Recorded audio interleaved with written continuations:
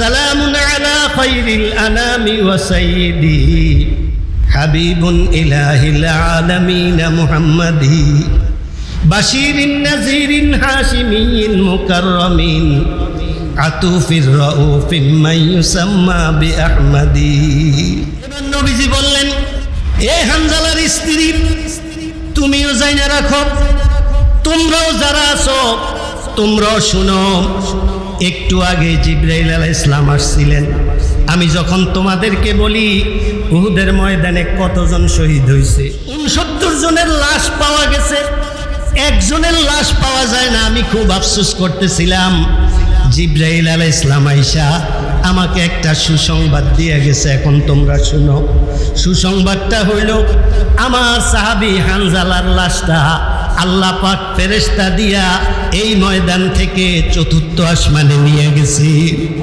ও হানজালার স্ত্রী শুনো, তোমার স্বামী যে গোসল করতে হবে এটা আমাদের জানা নাই, কিন্তু যে আল্লাহর দিন কায়েমের জন্য তোমার স্বামী উহুদের ময়দানে জীবন দিয়ে গেল, ওই আল্লাহ জানে। আল্লাহ তোমার স্বামীর গোসলের ব্যবস্থা করাইতেছেন 4th আসমানে। কিছুক্ষণের মধ্যেই তার লাশ এই সিরিয়ালের মধ্যে পাইবা। আসমান থেকে লাশ আসলো, সাহাবায়ে কেরামরা দৌড়ে গেল যে দেখি তার গোসলের কি অবস্থা। যাইয়া দেখে নবীজির কথার সাথে একেবারে মিল। এখন হানজালার শরীর থেকে টপকাইয়া টপকাইয়া পানি পড়তেছে। সালামুন আলা খায়রিল আনামি ওয়া সাইয়্যিদি হাবিবুন ইলাহিল আলামিন মুহাম্মাদি বাশিরিন নাযিরিন হাশিমিয়্যিন মুকাররামিন আতুফির রাউফিন মান ইউসাম্মা বিআহমাদি। ময়দানের অবস্থা অন্যরকম। মজলিসে তালিমুল উম্মাহ কর্তৃক আয়োজিত আজকের এই মাহফিলে দেশ বরেণ্য ওলামায়ে কেরামগণ, দিন দরদি মুসলমান ভাইয়েরা,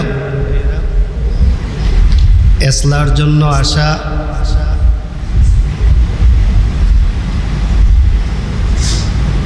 এমন এক জায়গায় আজকে যে কোনো কারণে বসা হইল, আসলে উজানির শুরু কিন্তু এই মসজিদটা থেকেই। কারি সাহেব হুজুর যখন এখানে আসছিলেন তখন এই এলাকার মানুষে বলছিলেন এখানে নামাজ পড়ার জায়গা আছে না। তখন এলাকার লোকজন বলছে এটা জঙ্গল ছিল, এই জঙ্গলের ভিতরে একটা বিল্ডিংয়ের মতো আছে, এটা মসজিদ নাকি আমরা বলতে পারি না।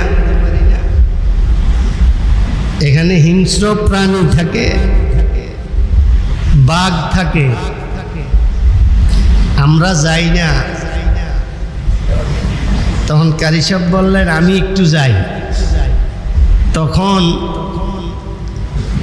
এই এলাকার লোকেরা বলছে যাইয়েন না, বাঘ আছে তো, বাঘে খেয়ে ফেলাইবে।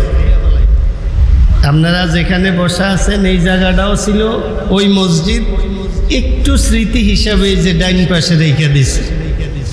কারি সাহেব হুজুর এদিক থেকে আসছেন, এদিকে একটু জানলার মতো ছিল,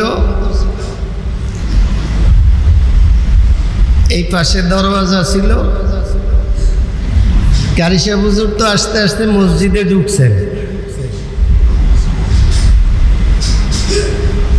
ওই জানলার ফাঁকি দিয়া এলাকার লোকেরা তাকায় রয়েছে। কারি সাহেব হুজুর রহমতুল্লাহ আলাইহি বাঘের সামনে দাঁড়াইছে, দাঁড়াইয়া বাঘের সাথে কথা বলতে আছে।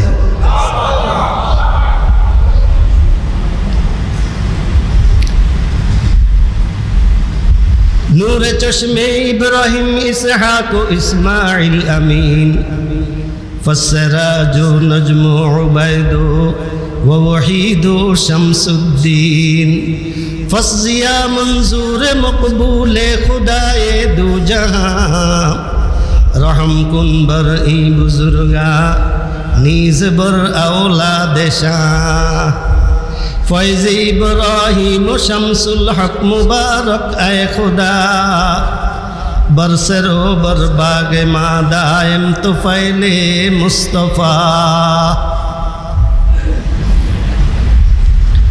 এলাকার লোকেরা দেখে কথা বলে, একটু পরে বাঘ তার বাচ্চারে পিঠের উপরে উঠাইয়া কারি সাহেব হুজুরে জায়গা ছাইড়ে দিয়ে চলে গেছে। তো উজানির শুরুটা আসলে এই জায়গা থেকে, যে কোনোভাবেই হোক আজকের প্রোগ্রাম এই জায়গায়।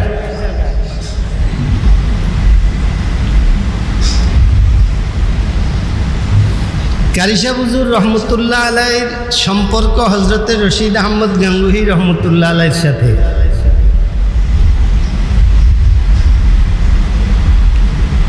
হজরতে রশিদ আহমদ গাঙ্গুহি রহমতুল্লাহ আলাইহির সাথে সম্পর্ক হওয়ার আগে কারি সাহেব হুজুরের রহমতুল্লাহ আলাইহির সম্পর্ক ছিল মক্কা এবং মদিনার সাথে।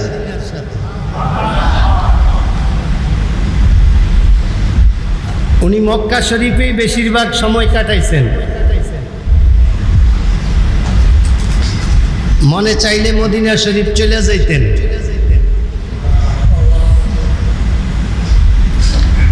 মদিনা শরীফ কেন যাইতেন উনি? এই যে সব মানুষ হজে যায় না, মদিনা শরীফ যায়। মদিনা শরীফ যাওয়ার দরকার কি? কেন যায়? সব কথা তো বলা যাবে না, শুধু একটা কথা বলি, যেই সময় আছে একটা কথাই বলা যাবে।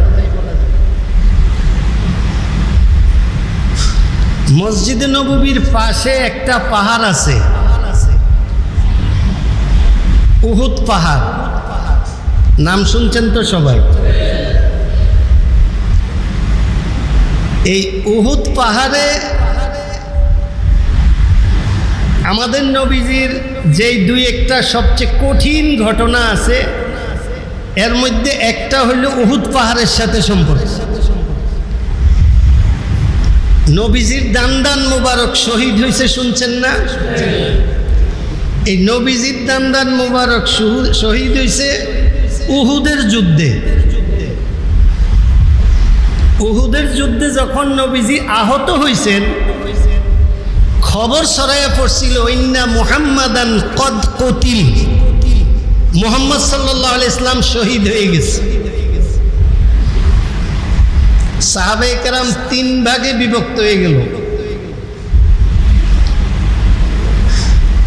যারা একবারে নতুন মুসলমান, এরা কয় যারে দেখে আইছি সে যেহেতু নাই, আমরা আগের ধর্মের মধ্যে চলে যাই।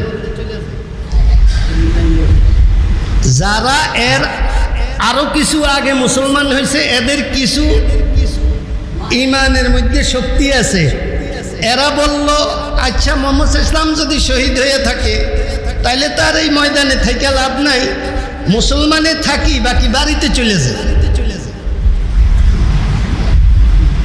হজরতে আবু বকর সিদ্দিক রাদিয়াল্লাহু তাআলা আনহু সহ আরো অন্যান্য সাহাবায়ে কেরামরা যারা নবীজির সাথে সব সময়, কিছু সাহাবায়ে কেরামরা জানেন নবীজি আছেন, আর যারা জানে না এরকম মজবুত ঈমান আল্লাহরা বইলে উঠলো যদি নবীজি না থাকে আমগো এই জীবন রাখতাম না, এই জীবন দিয়েই যাবো নবীজির সাথে।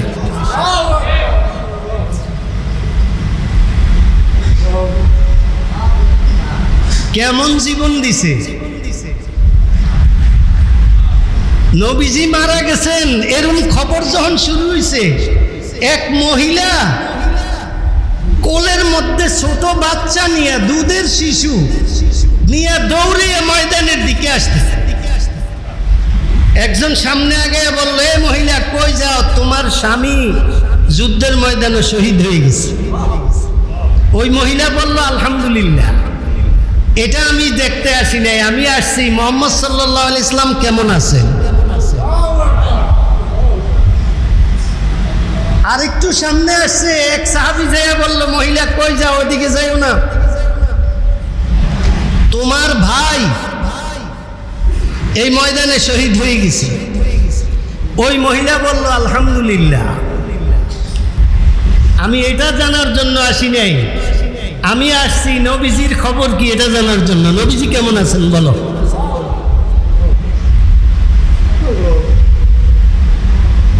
আরেকটু সামনে আসছে, আরেক সাহাবী বললেন, মহিলা কই যাও, তোমার ছেলে শহীদ হয়ে গেছে।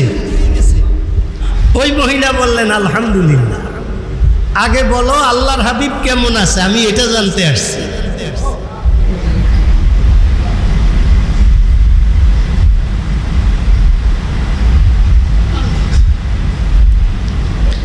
সামনে গেছে, যাওয়ার পর মানুষকে জিজ্ঞাসা করলো, নবীজি কোথায় আছেন, কেমন আছেন? নবীজি ভালো আছেন, ওই যে অমুক জায়গায়। ওই মহিলা দৌড়ে ওখানে গেছে, যাওয়ার পরে নবীজিকে দেখা বলতেছে, আলহামদুলিল্লাহ নবীজি, আমার স্বামী শহীদ হয়েছে, আমার ভাই শহীদ হয়েছে, আমার ছেলেও শহীদ হয়ে গেছে। আমাকে এটা অনেকে বলছে, আমার কাছে কোনো ব্যাপার মনে হয় না, আপনাকে যে একটু সুস্থ দেখছি নবীজি, এটাই আমার সবচেয়ে বড় পাওয়া। আমার সব যাক, আপনি আছেন, এটাই বড় কথা। নবীজি এই যে দেখেন, আমার কোলে কইরে আমার বাচ্চাটা নিয়ে আসছি, ছোট বাচ্চাটা, আমি এই বাচ্চাটাও আপনাকে দিয়ে গেলাম, যদি কোনো কাজে লাগে এরও লাগাই দিয়ে। সালামুন আলা খায়রিল আনামি ওয়া সাইয়্যিদি হাবিবুন ইলাহিল আলামিন মুহাম্মাদি বাশীরিন নাযীরিন হাশিমিয়্যিন মুকাররামিন আতুফির রাউফিন মান ইউসাম্মা বিআহমাদি। যুদ্ধের ময়দানও লাশ গণা হইতে আছে, জানেন তো আপনারা। এই ময়দানেই নবীজির চাচা হযরত হামজা রাদিয়াল্লাহু তাআলা আনহু, যিনাকে সাইয়্যিদুশ শুহাদা বলা হয়, উনি শহীদ হইলেন। আরো 70 জন সাহাবী মোট শহীদ হইলেন। নবীজি বললেন, কতজন শহীদ হয়েছে একটু দেখো, গণা দিয়ে আসো। সাহাবায়ে কেরামরা কেবল গণা দিয়ে আসে, আইসা বলে 69 জন। তাহলে কারে পাওয়া যায় না দেখো। তালাশ করে দেখে জীবিত আর মৃত মিলাইয়া সাহাবায়ে কেরামগণের মধ্যে 70 জন নাই, 69 জনের লাশ পাওয়া যায়, একজনের লাশ পাওয়া যায় না। আল্লাহর হাবিব 70 জন নাই, 69 জন পাওয়া যায়, আরেকজন পাওয়া যায় না। নবীজি আফসোস করতে করতে বললেন, আরে কারে পাওয়া যায় না? বলছে, হুজুর হানজালাকে পাওয়া যায় না। কারে? আমার সাহাবী হানজালার মনে হয় লাশটাও তারা গুম করে ফেলাইছে। এটা বলে নবীজির চোখে পানি চলে আসলো। নবীজি আফসোস করতেছিলেন, এর মধ্যে জিবরাইল আলাইহিস সালাম আসলেন, আয়েশা বললেন, আল্লাহর হাবিব আপনি বিচলিত হইেন না, হানজালার লাশ কিছুক্ষণ পরে পাইবেন, আপাতত হানজালার লাশ ৪র্থ আসমানে আছে।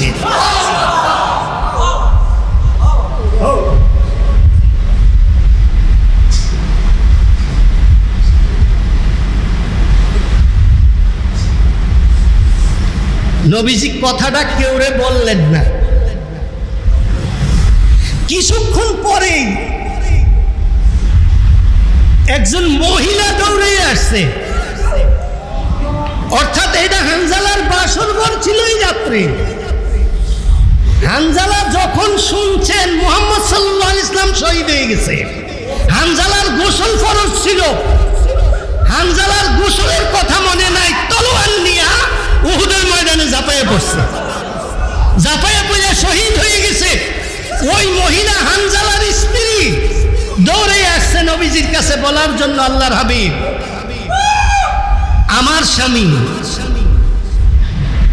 শহীদদের তো নিয়ম যেই পোশাক ওই পোশাকে দাফন, গোসল দেওয়া হবে না। আল্লাহর হাবিব আমি আসছি, আমার স্বামী যখন শুনছে আপনার বিপদ, আপনি বিপদে পড়ছেন, আমার স্বামীর গোসলের কথা মনে নাই, আমার স্বামী চলে আসছে, আল্লাহর হাবিব আমি খবর পাইছি আমার স্বামী নাকি শহীদ হয়ে গেছে, আল্লাহর হাবিব আমার স্বামীকে একটু গোসল দিয়া তারপরে দাফনের ব্যবস্থা করি। এবার নবীজি বললেন, এ হানজালার স্ত্রী তুমিও জাইনা রাখো, তোমরাও যারা আছো তোমরাও শুনো, একটু আগে জিবরাইল আলাইহিস সালাম আসছিলেন। আমি যখন তোমাদেরকে বলি উহুদের ময়দানে কতজন শহীদ হয়েছে, তোমরা যখন বলো 70 জন পাওয়া যায় না, 70 জন পাওয়া যায় না, এর মধ্যে 69 জনের লাশ পাওয়া গেছে, একজনের লাশ পাওয়া যায় না। আমি খুব আফসোস করতেছিলাম। জিবরাইল আলাইহিস সালাম আইসা আমাকে একটা সুসংবাদ দিয়ে গেছে, এখন তোমরা শুনো। সুসংবাদটা হইল আমার সাহাবী হানজালার লাশটা আল্লাহ পাক ফেরেশতা দিয়া এই ময়দান থেকে 4র্থ আসমানে নিয়ে গেছে। ও হানজালার স্ত্রী শুনো, তোমার স্বামী যে গোসল করতে হবে এটা আমাদের জানা নাই, কিন্তু যে আল্লাহর দিন কায়েমের জন্য তোমার স্বামী উহুদের ময়দানে জীবন দিয়ে গেল, ওই আল্লাহ জানে। আল্লাহ তোমার স্বামীর গোসলের ব্যবস্থা করাইতেছেন 4র্থ আসমানে। কিছুক্ষণের মধ্যেই তার লাশ এই সিরিয়ালের মধ্যে পাইবা। আসমান থেকে লাশ আসলো, সাহাবায়ে কেরামরা দৌড়ে গেল যে দেখি তার গোসলের কি অবস্থা। যাইয়া দেখে নবীজির কথার সাথে একেবারে মিল।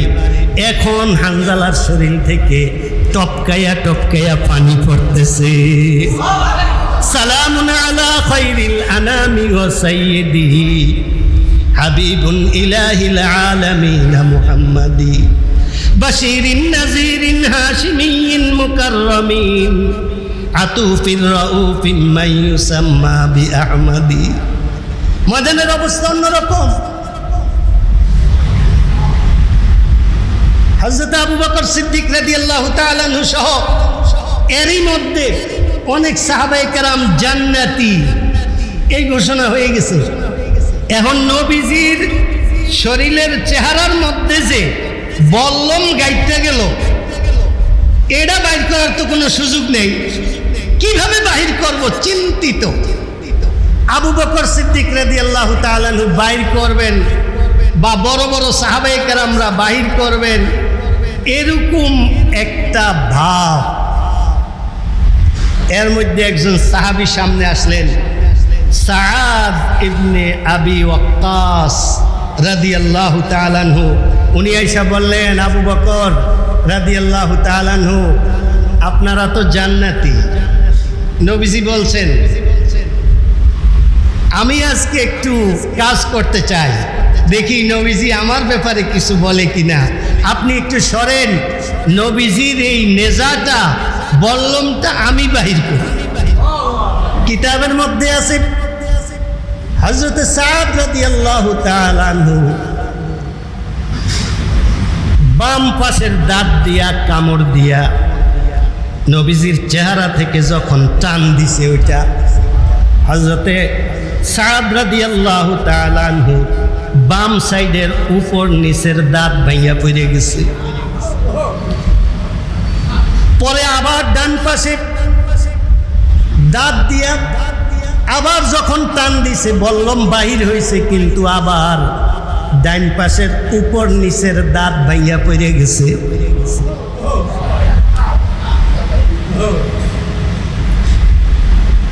নবীজির কাছে হালকা মনে হইতেছিল। নবীজি বললেন, কি হইল? সাহাবায়ে কেরামরা বললেন, আল্লাহর হাবিব, সাদ আপনার এই বল্লম খুইলা ফেলাইছে। নবীজি সাদ রাদিয়াল্লাহু তাআলা আনহুর দিকে তাকায়া দেখে সাদের চেহারা থেকে, মুখ থেকে শুধু রক্ত বাইর হইতেছে। নবীজি বলে উঠলেন, ও সাদ, তুমি জান্নাতি জান্নাতি জান্নাতি। হযরতে মালিক রাদিয়াল্লাহু তাআলা আনহু এই দৃশ্য দেখা দৌড়ে আসলেন। নবীজির এখান থেকে বল্লম বাইর হয়ে গেল, অনেক রক্ত বাইর হইতেছে। হযরতে মালিক রাদিয়াল্লাহু তাআলা আনহু আয়েশা ওনার মুখটা এইভাবে লাগাইয়া নবীজির চেহারার মধ্যে যত রক্ত ছিল সমস্ত রক্তগুলা খাইয়া ফেলাইছে। নবীজি বললেন, এ মালিক তুমি কি করতেছ? মালিক রাদিয়াল্লাহু তাআলা আনহু বললেন, আল্লাহর হাবিব সবাই তো বিভিন্ন ধরনের কাজ করছে, আমার মনে চাইছে আমি একটু বরকত নিতে, এই জন্য আমি রক্তগুলা খাইয়া ফেলাইলাম। নবীজি বললেন, মালিক আমি নবী কথা দিলাম তোমাকে, তুমিও জান্নাতি জান্নাতি, কারণ তোমার পেটের মধ্যে আমার রক্ত ঢুকছে, বাকি এটা ঠিক না, তারপরেও তুমি যেহেতু এটা করছো তুমি জান্নাতি।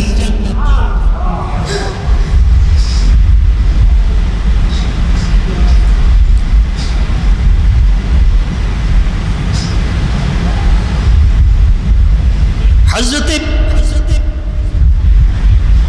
আবু আইয়ুব আনসারী রাদিয়াল্লাহু তাআলা আনহু নবীজির এই মক্কা আগমনের পর, এই ঘটনার পর যখন সর্বদিকে বিপদ, হযরতে আবু আইয়ুব আনসারী রাদিয়াল্লাহু তাআলা আনহু অনেক সম্পদের মালিক ছিলেন,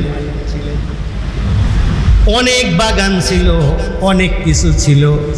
উনি হুট করে বলে উঠলেন, আল্লাহর হাবিব আপনি যেখানেই যাবেন সর্বপ্রথম আমার বাড়িতে যাবেন, আমার যা কিছু আছে সমস্ত কিছু আপনার জন্য হেবা, আপনার জন্য আমি দিয়ে দিলাম, আপনি ইসলামের জন্য খরচ করবেন।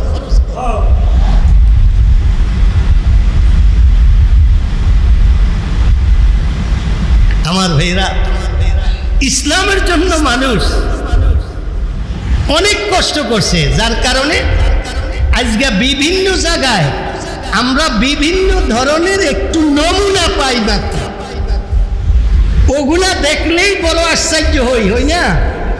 কিন্তু সাহাবায়ে কেরাম রাদিয়াল্লাহু তাআলা আনহুম আজমাইন, ওনাদের কষ্টটা ছিল বড় আশ্চর্য। ওনারা নবীজিকে এত ভালোবাসতেন, ওনাদের জীবনের কি হবে না হবে এটা কোনো ব্যাপার ছিল না। নবীজি ভালো থাকুক, আল্লাহর দ্বীন জিন্দা থাকুক, এটা ছিল ওনাদের মূল উদ্দেশ্য। এইভাবে কাজ করছেন ওনারা, এবং নবীজির সাথে যেই যুগে যেই ধরনের সম্পর্ক রাখছে, নবীজির থেকে তারা ওই ধরনের বরকত পেয়ে গেছে। অনেকে মনে করে নবীজি যাদেরকে জান্নাতি বলে গেছে তারাই জান্নাতি, না, নবীজির সব সাহাবায়ে কেরামরা জান্নাতি। দেখেন না ওনাদের নামের শুরুতে কি, রাদিয়াল্লাহু আনহুম ওয়া রাদু আন, এরা আল্লাহর উপরে খুশি, আল্লাহ তাদের উপরে খুশি।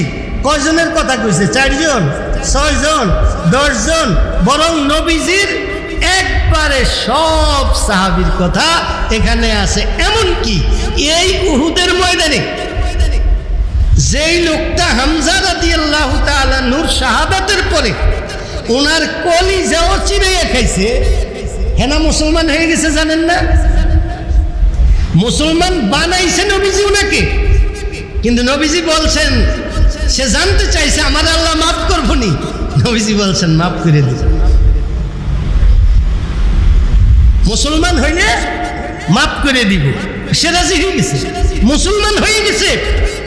নবীজি বললেন, মুসলমান যদিও হয়েছে, তাকে বইল আমার চেহারা থেকে একটু দূরে যেন থাকে, নাইলে আমার চাচার কথা মনে হয়ে যায়, তাইলে আমার কাছে একটু কষ্ট হয়। সে মুসলমান হয়ে গেছে, আর কোনো কথা নাই, কিন্তু আমার ওই কথাটা যেন মনে না হয়, এই জন্য একটু আমার চেহারার আড়ালে থাকলে ভালো হইল। আমার ভাইরা, তাইলে নবীজির সাথে যারা দেখা করছে, ঈমান আনছে, সবাই জান্নাত। এরপরের মানুষের কি অবস্থা হইব এটা জানান দরকার। সাহাবী 10 জন আশারায়ে মুবাশশারা, এটা লইয়া অনেকে কর্ণগত কোনো খবর নাই, না, সব সাহাবী জান্নাত। আচ্ছা, তাইলে এরপরের মানুষটির কি অবস্থা হইব এটা জানান দরকার। এরপরের মানুষটি যদি এমন হয় যেটা কোনো মানুষ দ্বারাতে সম্ভব না হয়, আল্লাহর মুহাব্বতের কারণে কারণে সে এটা কইরা ফেলাইতে পারে, বুঝবেন সেও জান্নাতি।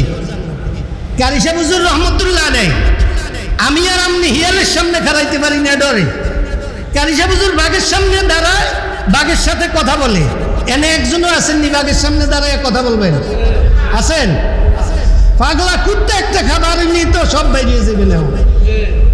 তো বুঝা গেল কারি সাহেব হুজুর রহমতুল্লাহ আলাইহি যেহেতু বাঘের সাথে কথা বলছেন এবং ওনার কথায় সে উজানি এলাকা ছেড়ে চলে গেল, এটা আল্লাহর ইশারায় হয়েছে, ওনার ইশারায় না। আল্লাহর ইশারায় যার কথায় এই কাজ হয় উনি কি জান্নাতি না অন্য কিছু? জান্নাত।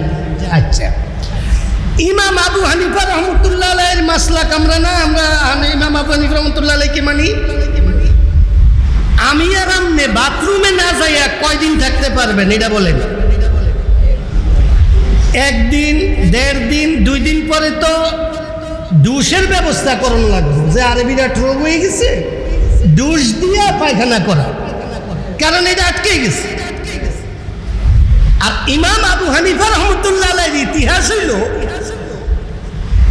উনি একদিনের জন্য মদিনা শরীফ গেছেন না, মনের মধ্যে খুব মোহাব্বত চলে আসছে, খুব মোহাব্বত, শুধু নবীজির রওজায় যায় সালাম দিয়ে চলে আসবে। সালাম দিছে, আইসা পড়ব মদিনা শরীফ, খবর হয়ে গেছে যুগের সবচেয়ে বড় আলেম মদিনা শরীফ আসছে, চলো আমরা দেখা করে আসি। মদিনা শরীফের সব মানুষ, আলেমরা যারা একটু কম আলেম ওনারাও সবাই আইসা একটু বরকত নেওয়ার জন্য দেখা করে আর বিভিন্ন মাসআলা মাসাইল জিজ্ঞাসা করে। তো উনি বলতেছেন ওনার নিয়ম অনুসারে আমি চলে যাই, একদিন হইছে।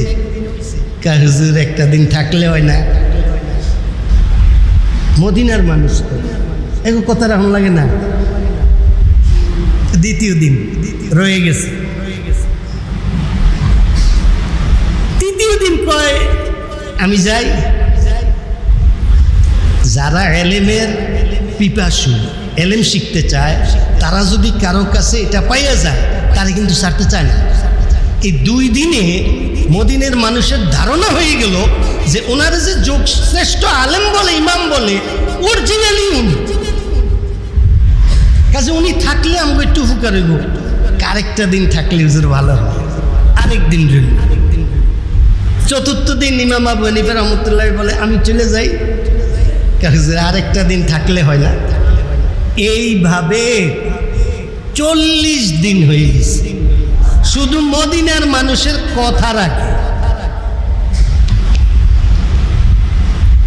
40 দিন পরেও মদিনার মানুষ বলতেছে, উনি বললেন আমি চলে যাই, হুজুর আরেকটা দিন থাকলে হয় না? এবার ইমাম আবু হানিফা রহমতুল্লাহ আলাইহি মদিনার মানুষের সাথে না, নিজের কথার মধ্যেই একটু